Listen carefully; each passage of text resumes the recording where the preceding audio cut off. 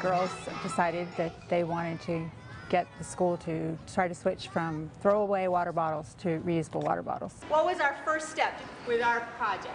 We tried to spread the message of saving water. The best part about doing the Brownie Journey is that it gives you an easy format to follow as a way to structure your meetings. You don't have to be an expert with journeys because the book gives you the background that you need, and you don't find yourself scrambling every month or every other week, depending on how often your meetings are, to come up with something new, something different. It's there for you. The girls came up with the ideas through the games that we played, the relay races, about how important it is in other parts of the world to have fresh water. And those activities were kind of suggested in the Journey book. It made things easy. It gave us a sense of where we were going and where we wanted to take the girls.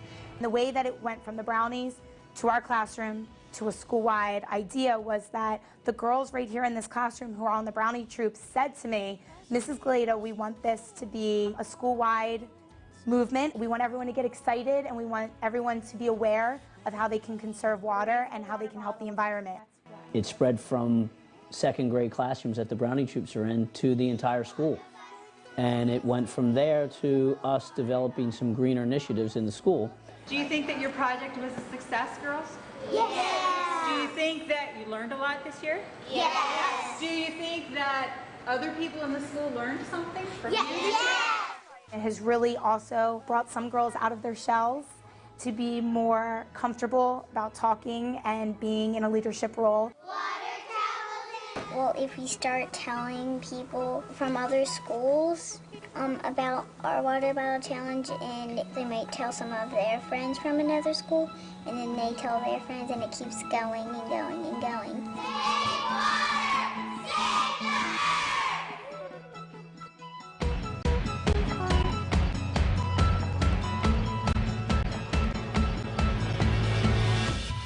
I think that the journeys can make facilitating the leadership development model of Girl Scouts easier for volunteers because that's what it's designed to do.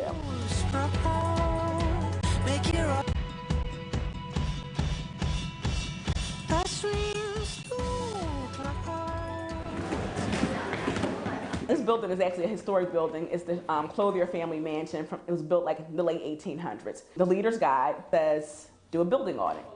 We found out how much the utility bills were, and the girls were like, we should make posters. So that was an activity. I made posters to tell people to save energy. We put up posters about energy usage and water and all kinds of different things to kind of get people thinking. What inspired us to use Journeys, because we felt like it was easy. We can do Girl Scouts with this kind of ready-made curriculum. And it made it so simple because you know what you're going to do every troop meeting, you have a plan, you can figure it out.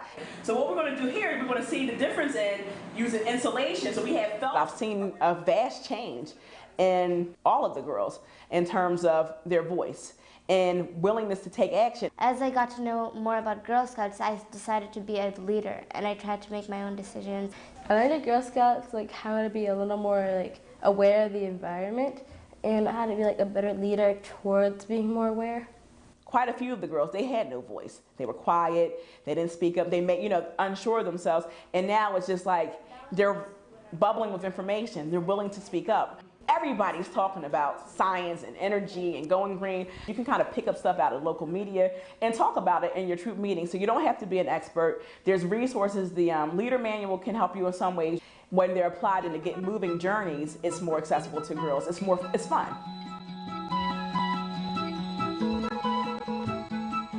Last winter, I received a letter in the mail at my office from Troop 1419, signed by each one of them individually, and included a picture of the troops standing where there should be a sidewalk, but there was a sidewalk missing, and they were making a plea for the city to help them get their project completed.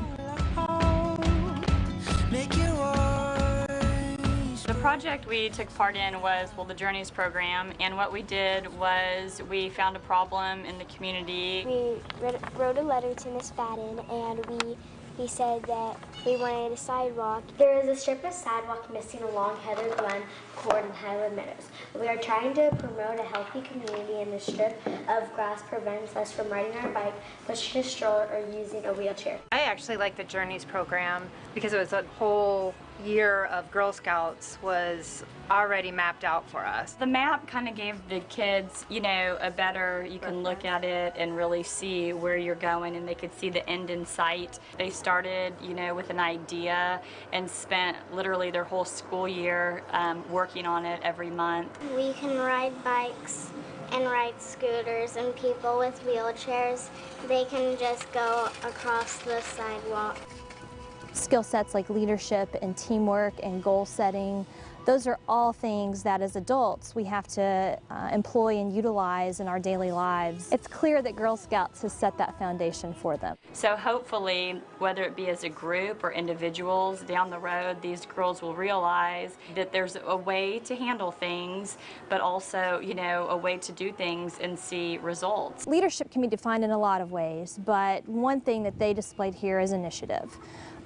Again, they identified a problem, they asked to help with a solution, and they took the initiative to correct something that had been a long-standing problem that no one else had really ever taken the initiative, including the city, to correct.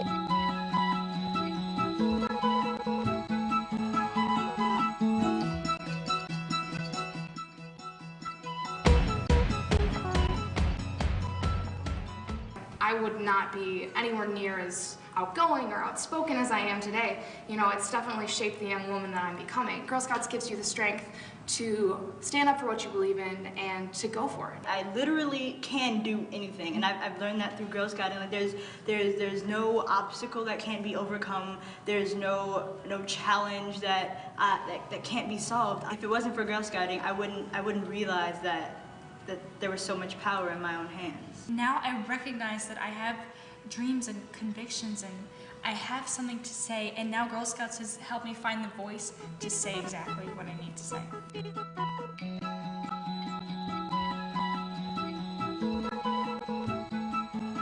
Start working on any of the journeys. The way I approach the journey is they have this theme.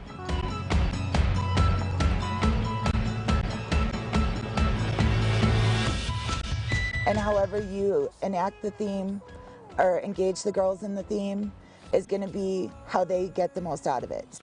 We're at the Foxtail area of the Spring Mountain Toyalbe National Forest.